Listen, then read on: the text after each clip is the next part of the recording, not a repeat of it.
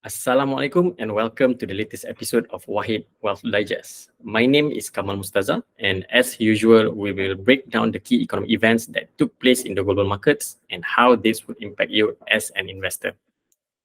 So let's get started. Global markets rebounded in November with changes in the expectations of policy rate providing impetus for the rally. During the month, the MSCI World Islamic Index advanced by 9.2%, while the Dow Jones Suku Index rose by 2.9% as signs of economic moderation in the US and falling inflation across developed markets fuel expectations that we are nearing the tail end of global tightening cycles. For the second time in a row, the Fed held rates steady during its November meeting, strengthening the view that peak policy rates may have been achieved.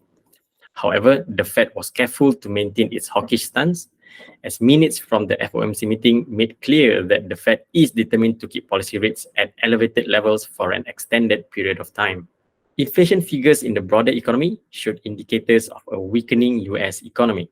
Headline and core inflation dropped to 3.2% and 4% year-on-year respectively, owing primarily to decreasing energy prices. As a result, treasury yields were pushed lower across the curve.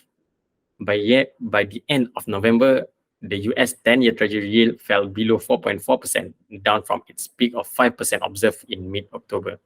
In Europe, similar trends of slowing inflation are observed, with UK's headline and core inflation fell more than anticipated to 4.6% and 5.7% year-on-year respectively.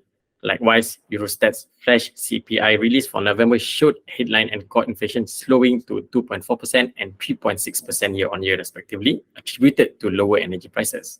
However, industrial production and manufacturing activity in Europe remained subdued, particularly in Germany and France. Meanwhile, China's economy continued to show mixed signs. Despite a 7.6% year-on-year increase in retail sales, there are lingering concerns about deflationary pressures. So latest consumer price data revealed a 0.2% decline, while producer price dropped by 2.6% in October, pointing to a persistent lack of consumer confidence to increase spending, primarily driven by skepticism about the declining property sector.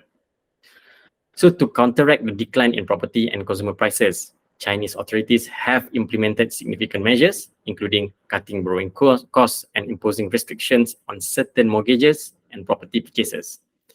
However, for a sustained recovery across all sectors, more substantial and transformative reforms are necessary to stimulate domestic demand. Looking ahead, as Fed policy response remain data dependent, the focus will continue to be on the upcoming economic data releases, which may affect and shift interest rate expectations, creating uncertainty and volatility along the way. Regardless, historical data indicates that December, which coincides with typical year-end window dressing, generally tends to deliver a favorable return. As such, investors should remain vigilant and maintain discipline by sticking to their long-term investment strategy and remain invested through all market conditions. So that's all from us. Thank you so much for watching this episode of Wahed Wealth Digest. Don't forget to like, share and subscribe. See you next time, inshallah. Assalamualaikum.